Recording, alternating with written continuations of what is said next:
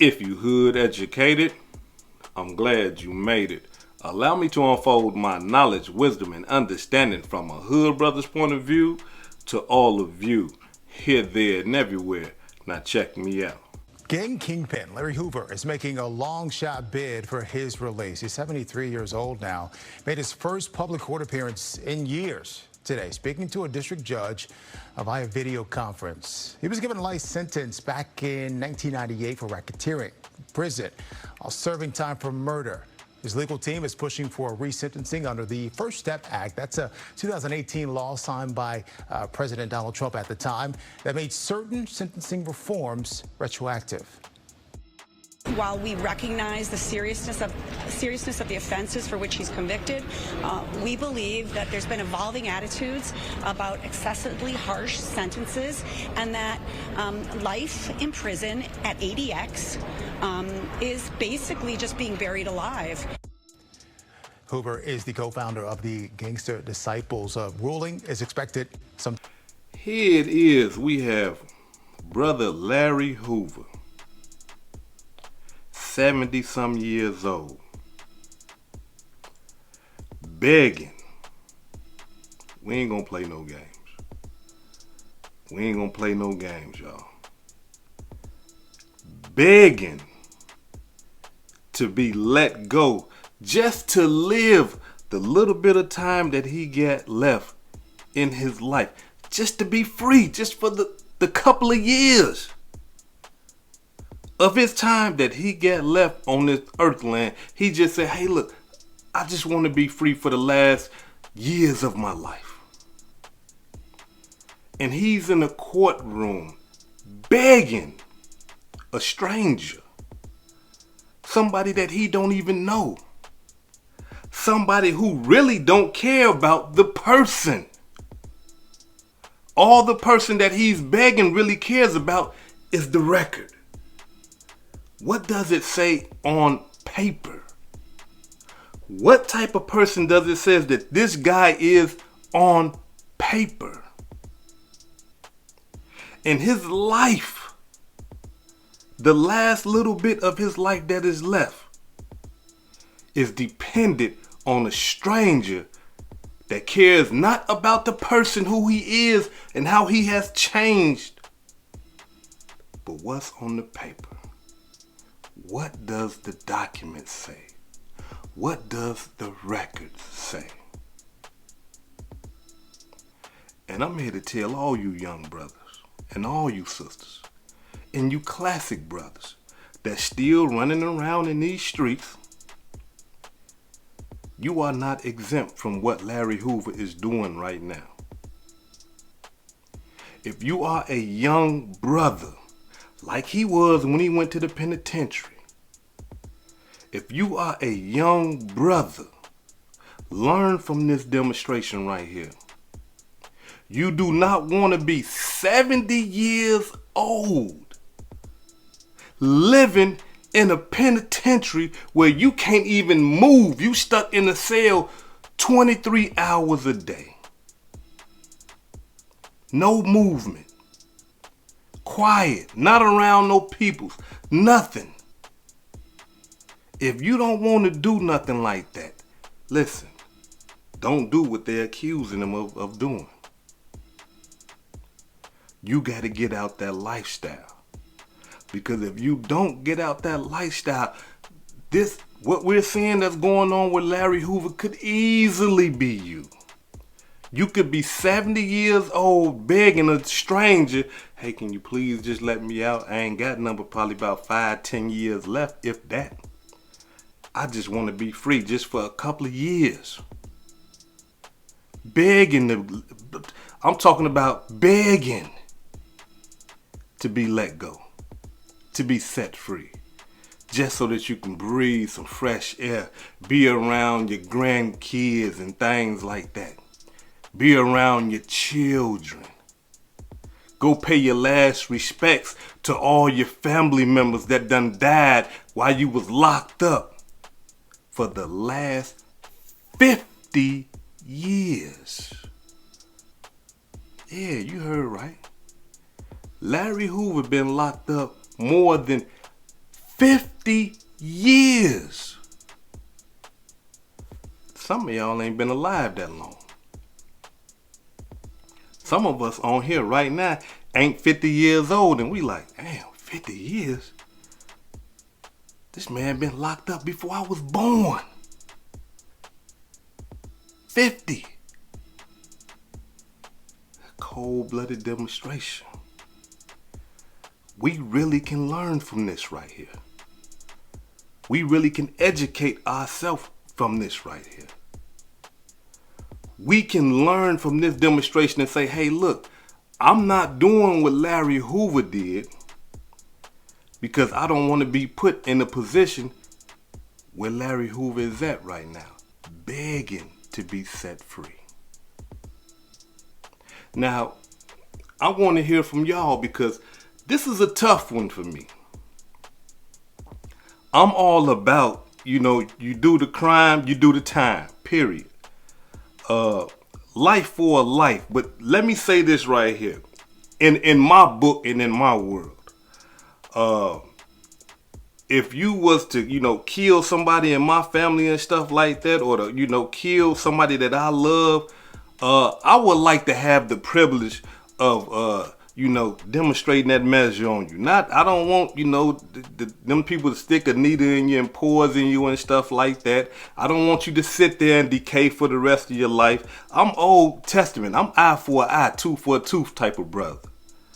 You see what I'm saying? Let me do it. Hey, hold on. He did this to what? Okay, let me do it the same way that he did it to my people that I love. Allow me to demonstrate that. And then I'll put my palms up and ask Allah for forgiveness. But I'm Old Testament with this demonstration. I'm talking about I'm eye for an eye, tooth for a tooth. So now, the reason why I say that this is a tough one, because here it is. Larry Hoover has been locked up for a murder that happened in 1973. And when he got locked up, they gave him a life sentence. Now, according to the reports, they are saying that, this murder that occurred, that some people are saying that Larry Hoover was directly involved in the murder. There's another demonstration out there that says Larry Hoover just called the hit. Hey, look, go take dude out, this, that, and the other. Right? Now, after the killing, Larry Hoover's in prison doing multiple years. However, he still has a stronghold on the Gangster disciples. So much so that he changes the name from Gangster disciple to Growth and Development. Why? Because he's trying to leave the gang life behind. And from my understanding in the reports that I'm getting, that it worked. When they became Growth and Development, a lot of people, I'm talking about with reports that I came out back in the day and who had seen it with their own two eyes, the GDs had shifted. They was on some political stuff. They was on some voting type stuff.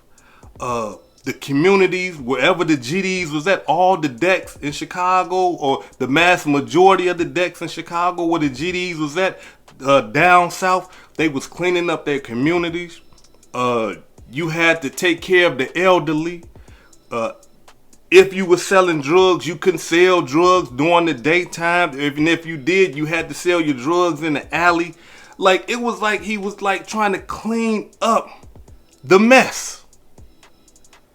Look, kids gotta go to school. If you GD, you gotta go to school. You GD, you gotta go to college.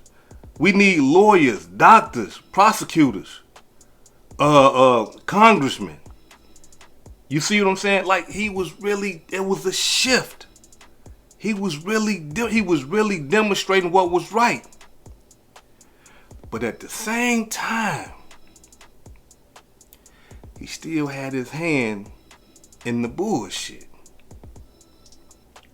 And when the feds and the police got a hold of what he was still doing as far as running the criminal part of the Gangster disciples or Growth and Development, They banged him in 1997 with the RICO demonstration, running a criminal enterprise. Gave him another life sentence on top of the other life sentence to ensure that he would never see the day of light, that he would stay in prison and die in prison. Now, over the years, he continued to say, okay, all right, cool, but I'm changing. And that's why I say, this is tough for me. Not because of my background of being an almighty unknown vice lord. That has nothing to do with it. I honor Larry Hoover. You know, when I was young, gang banging, I never knew the man and probably couldn't, look, it was, we was gang banging. So they was the ops and we was they ops and we couldn't stand nothing about them or none of that type of stuff. But that's when I didn't have no sense. I didn't know no better. But right now, today, I honor Larry Hoover. So that's why I'm having a problem with this demonstration. And I want y'all to jump in the comments and I want y'all to tell me, what do y'all think? Do y'all think that they should free Larry Hoover? Or do y'all think that Larry Hoover should remain in prison for his crimes? Now, truthfully speaking, just being 100 with y'all, I'm going to say free Larry Hoover. Yeah. I'm going to say free Larry Hoover. I'm a vice lord saying free Larry Hoover. And let me explain to y'all why. People change. People do change. Some people deserve a second chance. Some people make a mistake, and I'm talking about whoa. Some people make a mistake, and once they make that one mistake, they completely change. Like, wait a minute, no, I gotta stop. And the reason why I say free Larry Hoover is because when they did knock him on the 1997 demo, running a criminal enterprise, there was no murders. He wasn't sending out no hits. As a matter of fact, he was telling all the gangster disciples to do a peace thing. Come together with your brother. Stop fighting, stop killing each other. That's not what I want. Stop doing that. No murders. He was not putting out no hits on nobody or none of that type of stuff. According to my understanding. Y'all jump in the comments and y'all correct me if I'm wrong. Because if I'm wrong, I'm wrong. But according to my understanding, that it was all about getting some money. And like I say, like being that the murder part was gone, I'm all about giving people second chances. Because I believe that the reason why he got all the time and the way that he was pressured, and the way that they did him like that is because he was the leader of the gangster disciples. If it was a regular person like that, they probably would have got a deal for a murder. He would have been home off the murder. He would have been, come on, they giving people in Chicago 10-year bits for murders and stuff like that. So he would have been home on the murder. But just because he was the leader of the gangster disciples, they wanted to kill him. And they couldn't do it with the lethal injection and none of that back then because the murder wasn't that bad. So they was like, hey, look, we're going to just let you decay in prison and die like that. So just with me understanding and in my background, if people wouldn't have gave me a second chance, ain't no telling what I'd be out here doing. But I was able to get that second chance, and that's what allows me to have some leniency towards my judgment with Larry Hoover. The gangster disciples, when I was growing up, as we know it, is not like that no more. And no disrespect to the gangster disciples or growth and development. I got respect for you brothers.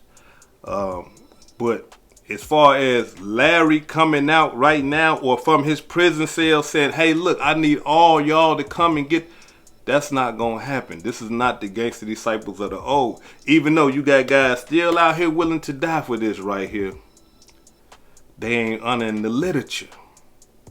They ain't honoring what he done laid down. And if you're not honoring what the man done laid down, then how can you really say that you represent this if you're not honoring what the leader has laid down? So he can't control them. Even though the government is trying to say, look, everything that they do is because of him. He can't control them right now. They running wild. They doing what they want to do. And again, no disrespect to the GDs. Because the vice lords is in the same boat. Vice lords ain't listening to no 5-star universal elites and stuff like you got your little pockets of GDs and you got your little pockets of vice lords, but as a whole, like it used to be, man, you got vice lords killing vice lords like I'm talking about crazy. GDs killing GDs like crazy. Like it was once upon a time that type of stuff was not even heard of. Like, to even hear it, like, that was just like, but now, today, it don't matter. And being that it don't matter, and being that it is just so disruptive, he ain't controlling it, then so, what's the punishment for still? The man is 70-some years old. What he gonna do? He ain't finna get out here and harm somebody. Man, like I say, the man been locked up for 50 years. He ain't finna get out here and harm somebody. Not the man 50 years old. That man just want to kick his feet up and smell some fresh air, sip on some real brewed coffee or something like this. Man, the small things in life. So I might catch a lot of flack for this right here, and that's okay. But I just gotta be 100 with y'all, and I gotta be that way with y'all. We hood educated. This is the neighborhood. I mean, like, hey, look, we in the barbershop. We chopping it up. I believe they should free Larry Hoover and let him live out the rest of his years, even if they put him on an ankle monitor.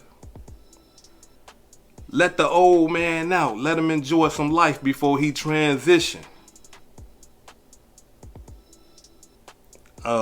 Truthfully, if he was a part of the gang life, like they trying to portray that he is, and that he's still the leader and all that old type of stuff, he shouldn't even be in court asking for leniency. That's how we know and we understand that the government understand, like, we might have pushed it on this one right here. Because there's a lot of people that got life in the penitentiary, and they ain't never coming up for no leniency and none of that type of stuff. It's over with. Life is life. You gonna die now. But for the simple fact that he's coming up and he's sitting in a courtroom, it tells us that the government somehow sees, like, you know what, we might have did too much to this guy right here. And he's in his later years. He's in his glory. It's finna be over with in a minute. So, this is just my opinion, y'all. I'm saying free Larry Hoover. Let that brother out. What can he do? If anything, I would like to believe in my mind, with all the sense that he has now, should he still have the power that he had way back then, I believe that he would change all the criminality that gangster disciples are out here doing right now so that they can be righteous and not criminals. This is hood educated, not lame related. Peace and love, and y'all take care of yourself out there. If I said anything that caused you to think, hit that like button and subscribe to the channel if you're not subscribed already. And if you're feeling generous, please make a small donation to the channel. Now, before I depart, allow me to give a shout out to some of the blessings that I received this week. Allow me to give a shout out to Carlos Flemings for the $1.99 super thanks. Allow me to give a shout out to Brandy Smalls for the $7 cash app. Thank you. Darrell Moss for the $5 cash app. Thank you. Derek Rochelle for the $10 cash app. Thank you. Tangela Powell for the $12 cash app. Thank you. I really appreciate that. Lisa Powell for the $10 cash app. Thank you, Lisa. Brother Bobby Brown for the $5 cash app. Thank you. Taven Dickerson for the $10 cash app. Thank you. And last but not least, Marvina Thomas for the $100 cash app. Appreciate all the love and support. This is Hood Educated, not Lame Related. Peace and love. And y'all take care of yourself out there.